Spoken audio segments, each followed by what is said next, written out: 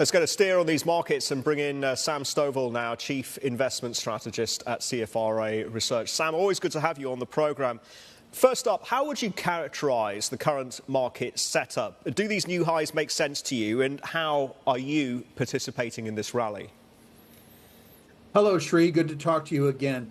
Yes, I do think that these new highs make sense. A lot of cyclical factors are in place here. An election year in the U.S., and historically, whenever we've had an election year that started with a positive January, we were up 100% of the time, rising about 16%.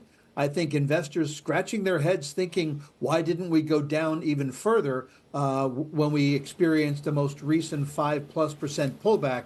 But I think investors want the market to go higher. And when we got the word from Fed Chair Powell that a rate hike was unlikely, and also the most recent CPI data came in cooler than expected, and then add to that the most recent earnings reports have been pushing up forecasts not only for 2024, but for 25 as well.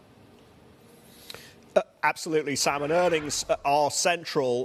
Where do we go from here? What is the next stop in these markets? And you've been doing some research on this and history as a guide. Are we on track then for perhaps 5,500, maybe even higher for the S&P by the end of the year?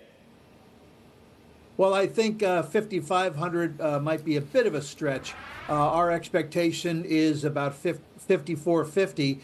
We have a 12-month target of 5,610. Both of those numbers are sub 5%, sub 10% numbers. So the forecasts are not egregious expectations. I think that we are likely to see the market continue to advance over the next 3 or so months. I think history probably will be right on by saying that we could see the markets advance by 8% or so.